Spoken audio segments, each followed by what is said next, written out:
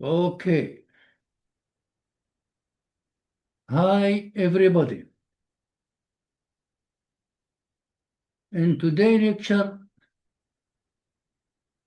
I am not going to illustrate with you a new technique or to show you important steps in order to understand a specific linear regression method. Instead, I am going to work with you on three important issues which are usually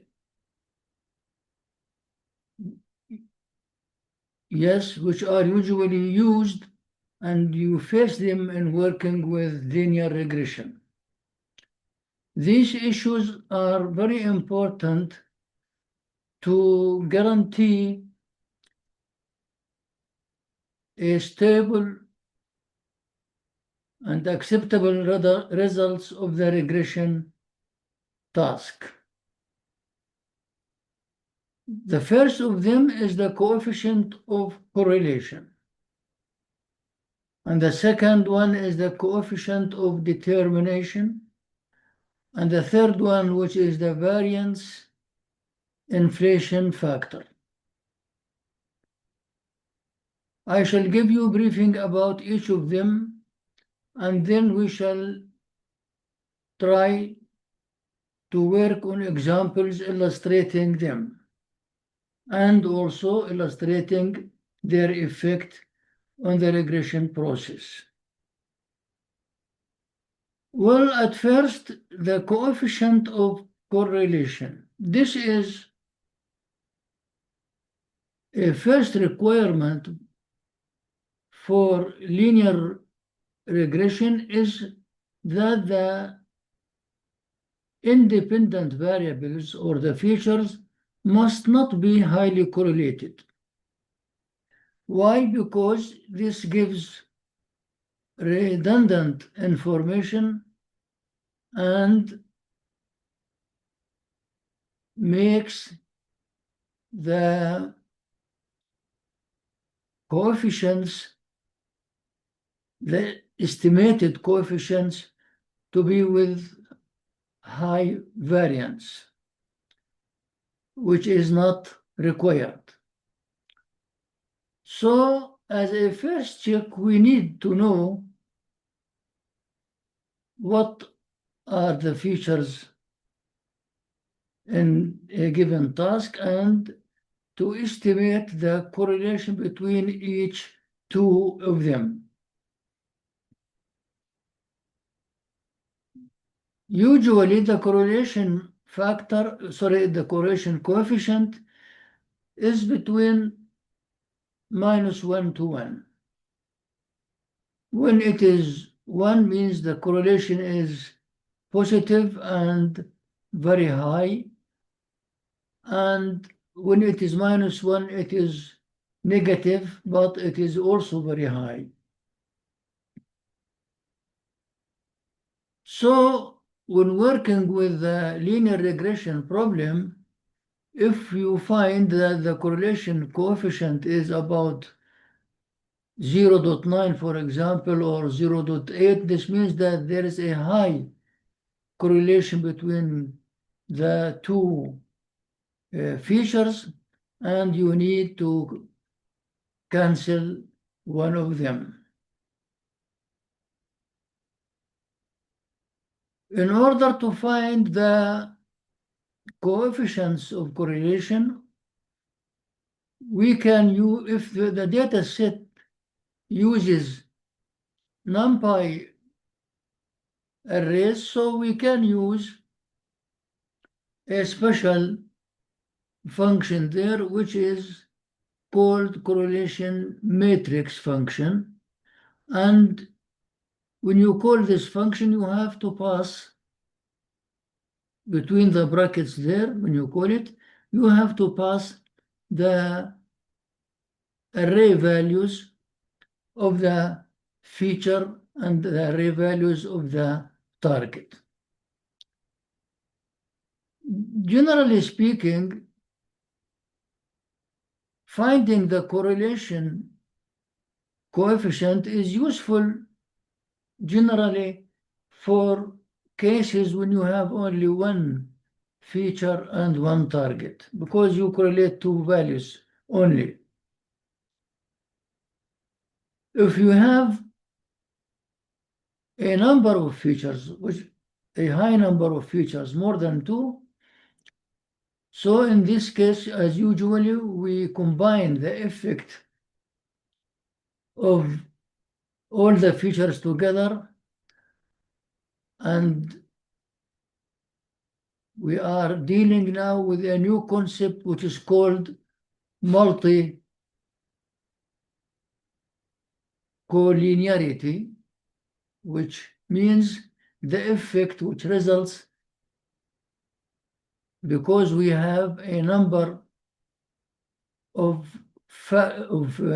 features or independent variables which are highly correlated. The other way to find the coefficient of correlation is to use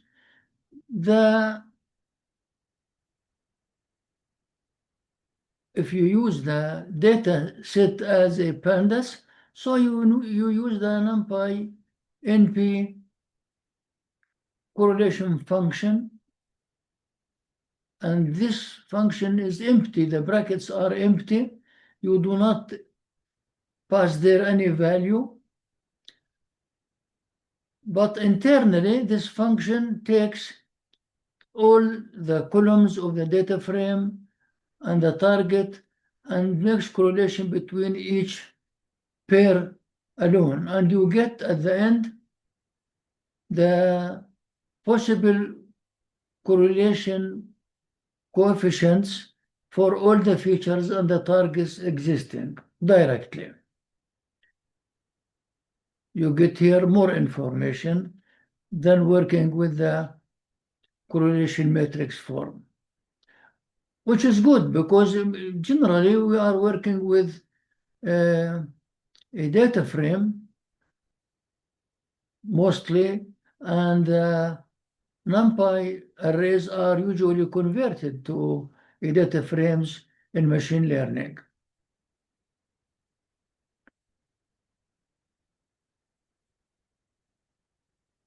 The other important issue here also, which is the coefficient of determination.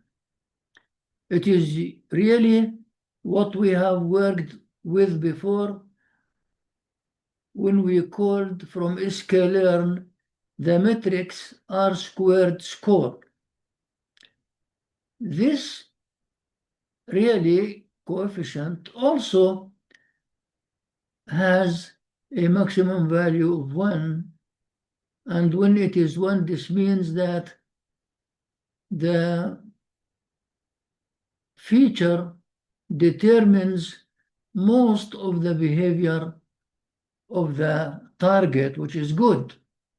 So generally, when we talk about the coefficient of determination, we are really trying to give an impression about the general fit quality of the regressor. And indeed, because we work with a combination of different columns or different features, we usually do not use the coefficient of determination in order to give final judgment, but we use instead of it the variance inflation factor. With variance inflation factor, really, we get numbers which define to which extent This value describes the possibility of keeping a feature in the dataset or canceling it. For each feature, we shall get a variance inflation factor. The variance inflation factor here really represents to which degree the estimated coefficients of the linear regression change or vary. Here you find the mean value and the standard deviation, and as a result of that, we compare the different values of standard deviation, and if the difference between them is not that much, this means that the variance is very low and this feature is good. But if the VIF or the variance inflation factor is high, this means that this feature must be cancelled. As a recommendation in machine learning, usually if the VIF factor is more than 5, it is discarded. Sometimes, for specific reasons, you may work with VIF between 5 and 10, but usually if the VIF is higher than 10, you must take it away and disconsider it in the regression process. The effect of collinearity is very important, as you see here, because it is related to the consistency or the stability of the values of the coefficients which are estimated by the algorithm. Really, when working with the linear regression, also, yes, we refer to the concept of the bias or the error which occurs as a result of using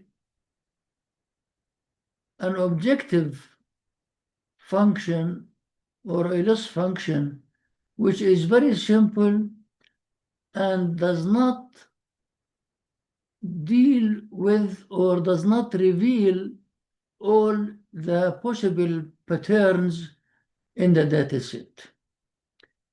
This means that this is a simple algorithm and many information within the dataset is not considered.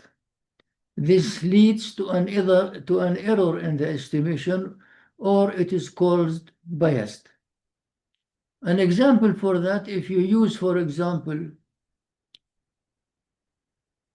a linear regressor, when the data set is very complex and includes a trend of curving like a sine wave or like an exponential way. So, of course, the result of regression here, which is the estimated coefficients, will be far away from reality. This is called the bias. So the bias here is also could be related or explained as a regressor which is very simple in its structure and does not cover all the patterns which exist inside the data set. Another also important category or expression we use here is the variance itself. And this variance in the estimated coefficients is arising as a result of multi-collinearity. And of course, our target here is to minimize this variance by minimizing the VIF. There are ways to do that in machine learning. In the coming lecture, I think we shall have time to talk about the ridge algorithm or other algorithms where internally, yes, you attenuate the effect of high coefficients and direct the regression process towards a steady and stable estimated coefficients.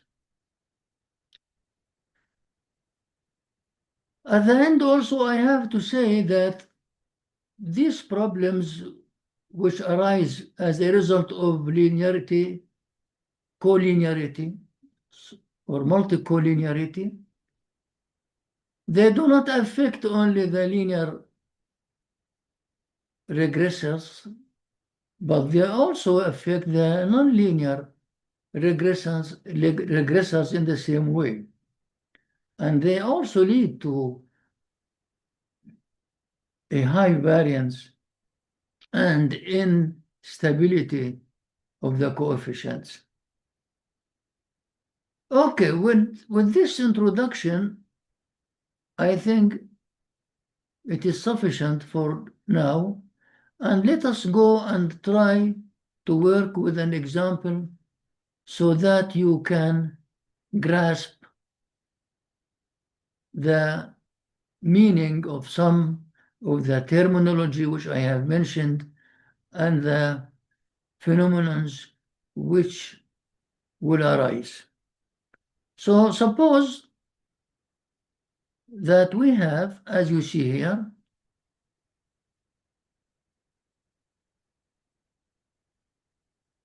a list of data, we call it the actual values, and another list of data which is called the predicted values. So this actual represents a real values in a data set, which is a list here, and the predict represents another set of values.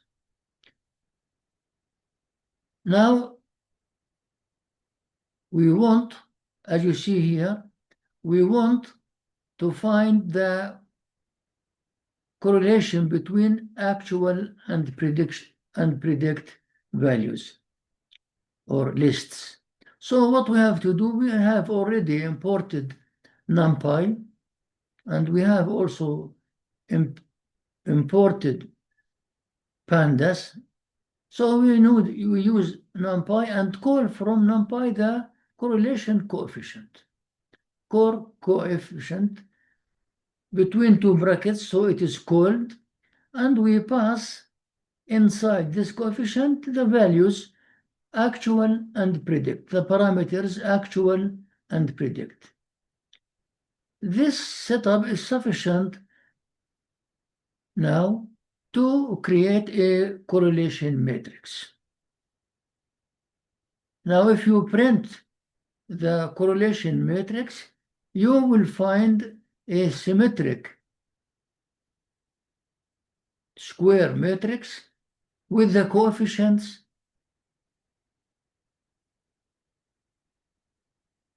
as it is here. This is the matrix which result.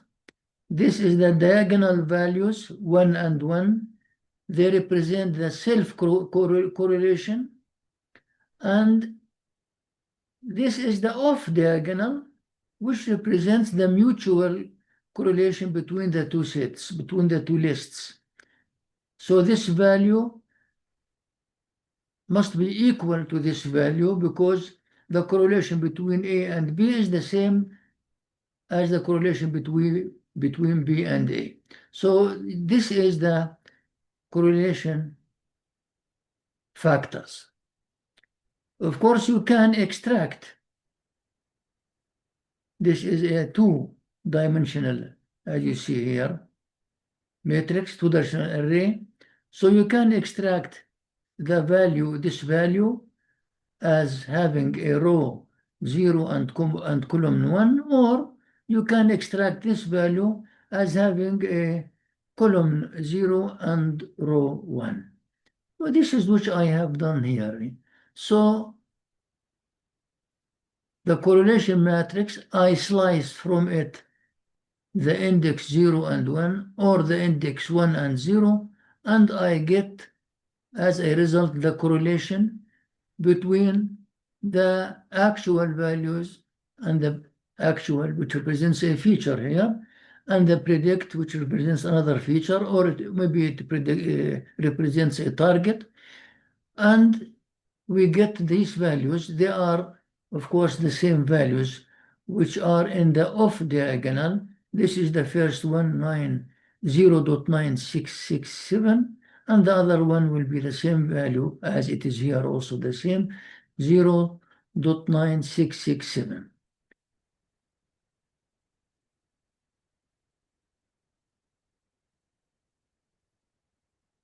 If we know correlation between two values and square this correlation, we find the R square value, or the R square score value. But this is only correct when you have only two features, or one feature and one target together. So in this case, it applies if we multiply or square the correlation which we have found here, or we have found here, we find the R square coefficient also, and this coefficient also must be less than 1. And in general, it must be positive. If it is negative, it is difficult to interpret why, because it is a squared value.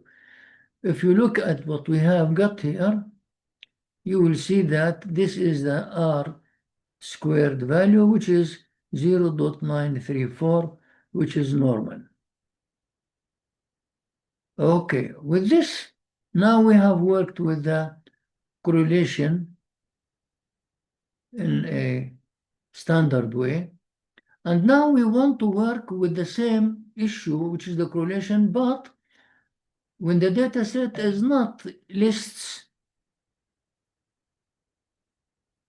there should be a data frame so that we can use the NPy, the DF correlation function, the data frame correlation function. So we need to have a data frame. So suppose we have a data given as a dictionary here. This is the K actual with these values in the list. And the other K is the predict with these values also in another list. This is a dictionary data set. Now we include this dictionary in the function of data frame. So we call pandas pd.dataframe function and pass there the dictionary to convert this data set to a data frame. Now we have a data frame. Having a data frame now, we can easily use the data frame correlation function. We call, here is a dot notation, so df dot correlation, and this is the call function, calling the function, and it is empty. We do not pass there anything. It is not required from you. Now we have the values of the correlation coefficients. And if we print these coefficients, now we will have an output which is like a table of the coefficients. If we go downwards, we shall look at it. Here is the coefficients, and here is the table. This is the columns, and these are the rows, and this is the K, which was actual, and this is the K, which is predict, and it is very similar in its setup here as the matrix, and the diagonal values are 1 and 1 as we have got before, and the off-diagonal values are 0.9667. They are exactly the same as they were here. But here we do not pass any value to the function. It directly makes correlation for each pair of the data set. If we square this result, the coefficients, we will get squared values here also in the off diagonal, which is 0.934, as we got it previously when working with the NumPy correlation. Okay. Now also, for more illustration to you, I have added another piece of code where I created directly a data frame from the feature 1 and feature 2. Feature 1 is the K of the dictionary here, and feature 2 is the other K. And this is a third K here, which is called a target. So we have two columns, feature 1 and feature 2, and the third column will represent the target. Now,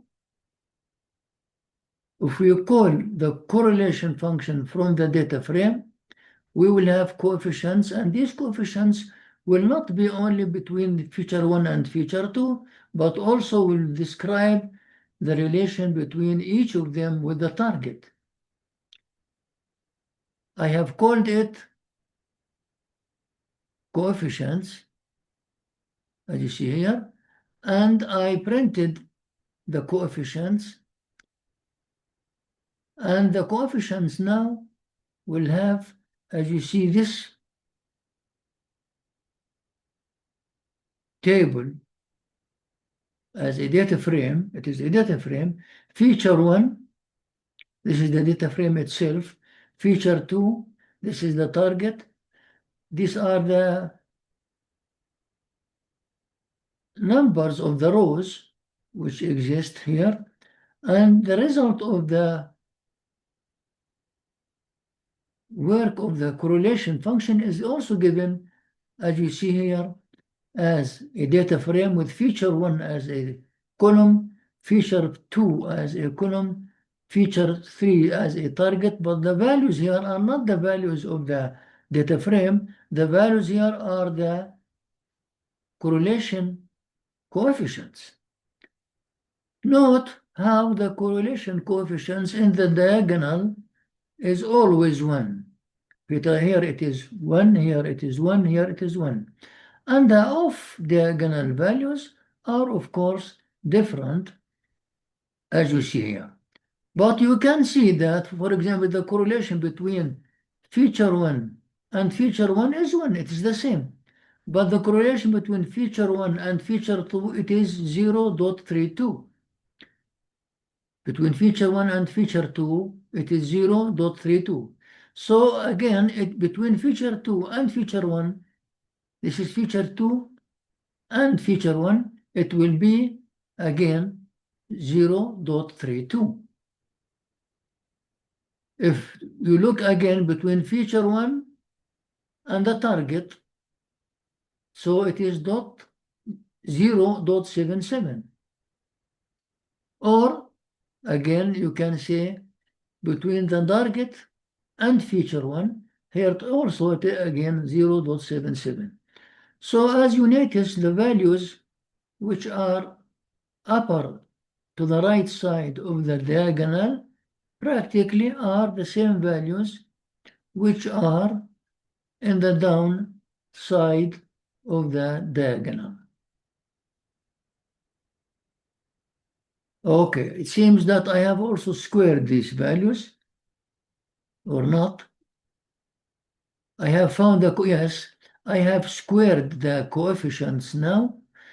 I called them R squared 3 because they are 3, and I have typed them, I have found them already squared. So this is feature 1 and feature 2, and they have this value and this value. The same 1 by 1 is 1, 1 by 1 by 1 is 1, and I have got also these different values which represent the squared values of the correlation coefficients, which represent, in fact, the R squared coefficients.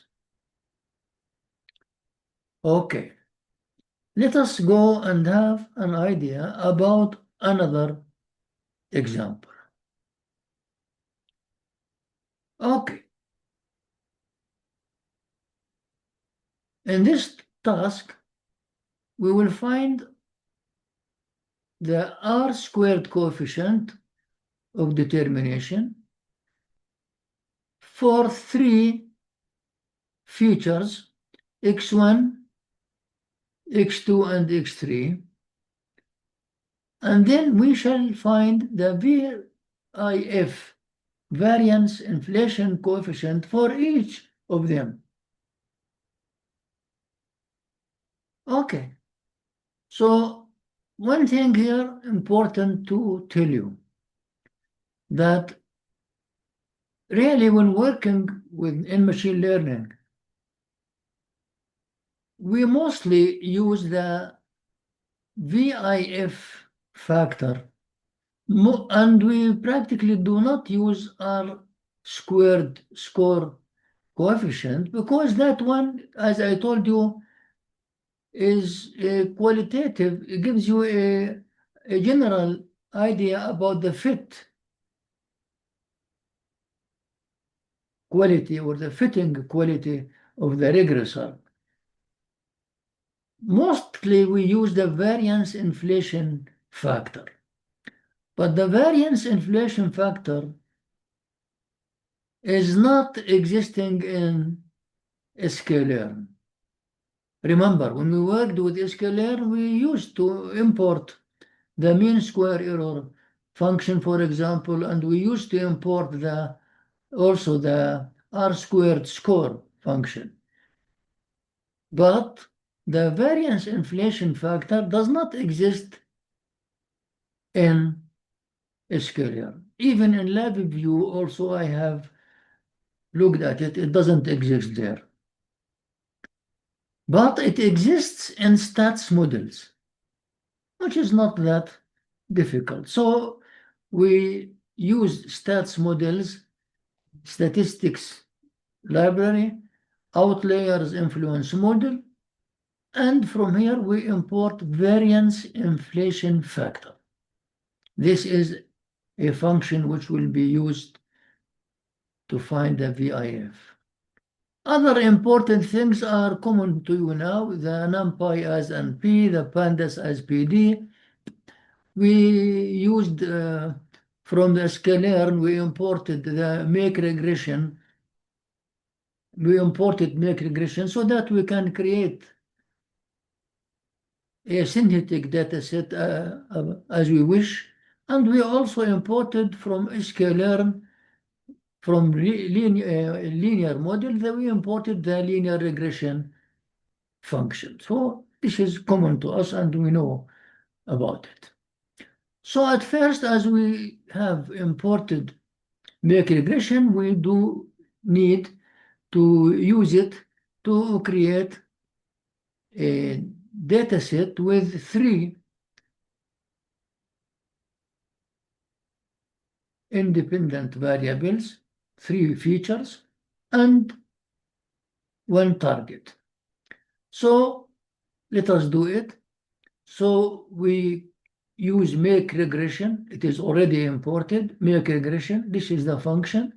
And we pass there the arguments which are required. First of all, we define the number of samples which we may need. Here I have gave it a number of samples equal to 100. This is a good number.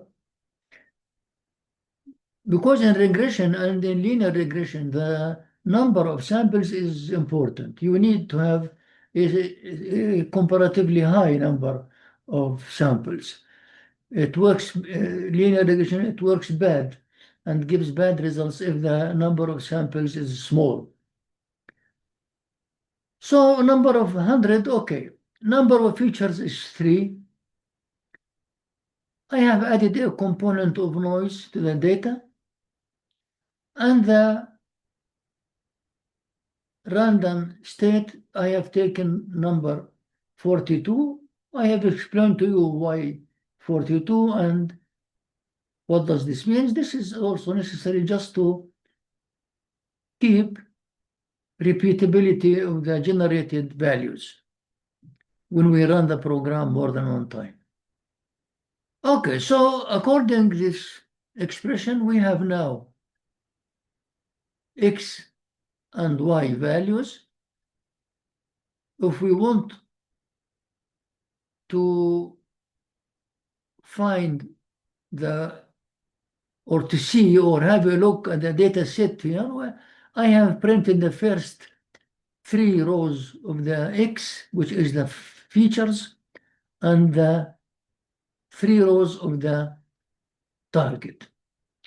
So if you look here, we shall have 1, 2, 3 rows of the features. The features are 3, 1, 2, 3. And this is the target, which is, as you see, an array, single array. This is double array. This is single array. Dimension here, I mean. So the array of the features, as you see here, is a double array. The shape, as you see, has 2 brackets, as you see, as have you seen there down. It has 2 brackets here. 2-dimensional array, and this is 1-dimensional array. And now, as we have this, we need to create from this. This is not, as you see, this is an array. This is not a data frame, and this is an array. We want to convert it to a data frame where we will have 3 features and 1 target, or 2 targets and 1 feature. So we use the data frame function, PD data frame, and insert here X. This is the X, which represents the data, which is the features. And the name of these features are given X1, X2, and X3. Now they are still features, and we did not assign any of them as a target. So X here, if we print X here, I have printed the head of X, which is the first 5 rows. We shall have a data frame with X1, X3, and X2, and X3 without a target. Here, as you see, X1, X2, and X3, and these are their indexes, but this is not, there is no target here. These are the data in general represented as a data frame. We can, of course, assign or slice from this value, these 3 columns, one of them, this one, or this one, or this one, and consider it as a target. Here we are considering X1 as a target. How I did it? I just sliced from X, X1. So X, here is the data set. I have sliced X1 and assigned it a variable name called target. Now, if I print the target, I shall have one column with the first four rows. One column, this is the one column, x1 called 1, 2, 3, 4. This is the four rows. And what is left as features or independent variables, the x3 and x2 are left as the independent variables. Here they are assigned alone. They are extracted from x and assigned to a variable called feature. So now I have created from the data sets a target column and two columns, one of them x2 and the other of them x3, which represent the features. Now I apply the regression function and I get the model. And now I fit this model to the data set. So model dot fit of the features and the target.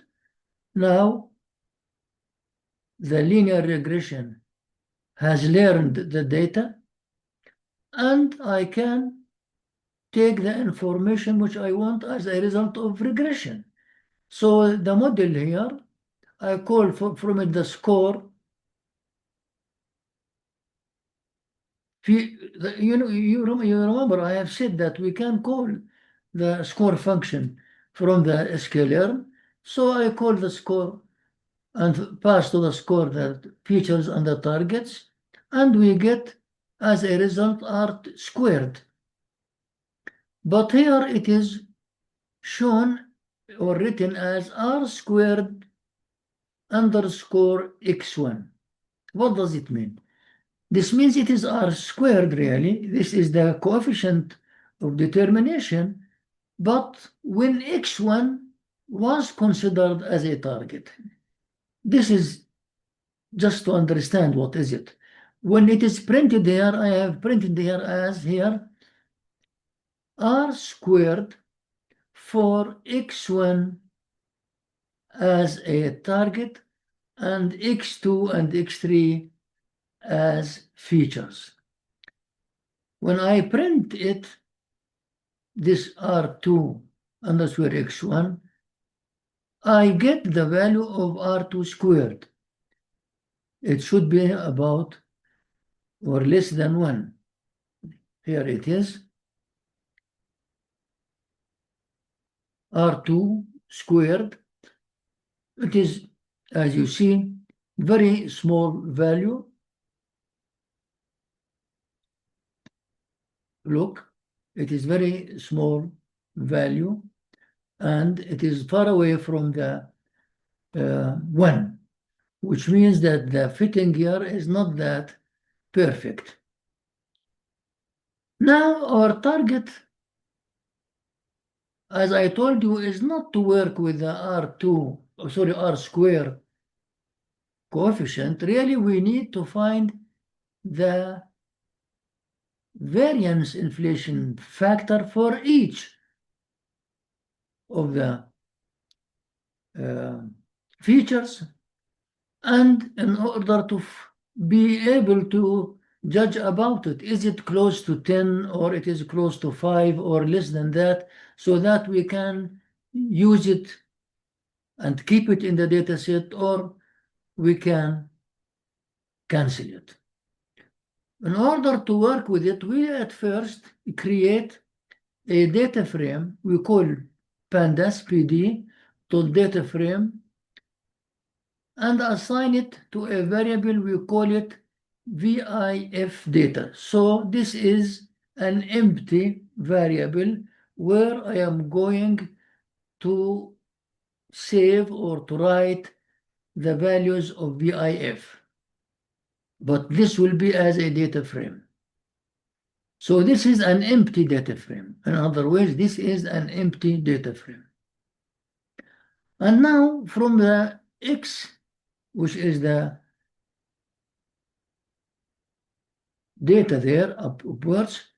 I call columns the names of the columns and assign for the variable which is named feature in the VIF data these called names.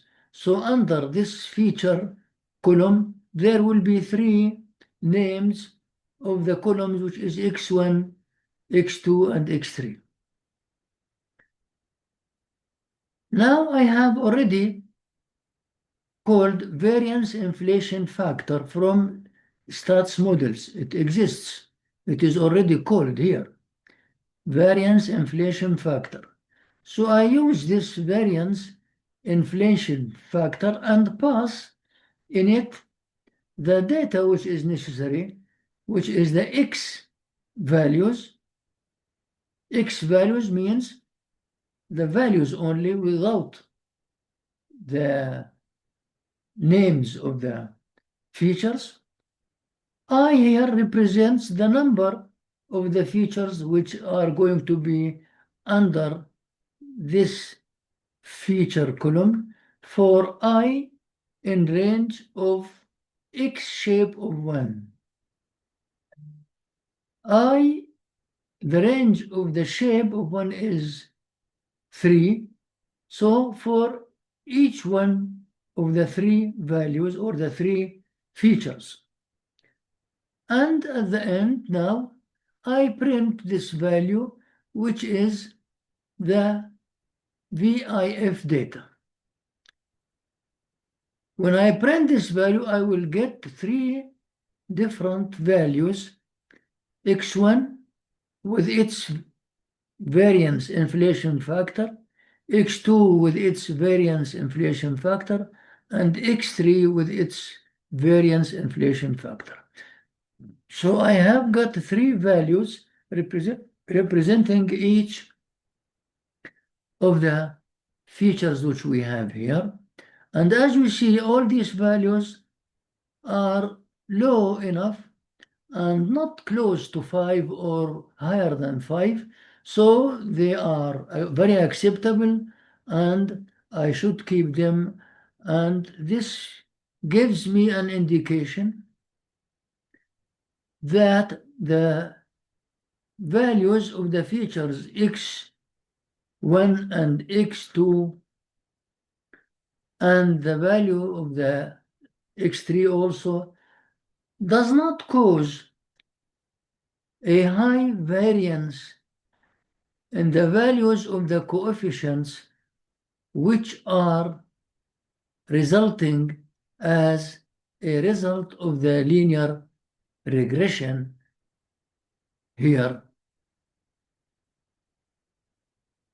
operation.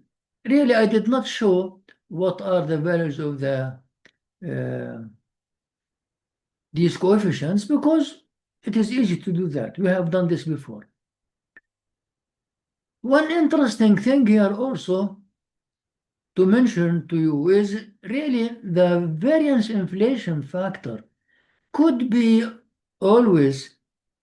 found by using a simple formula where we use only the R² score.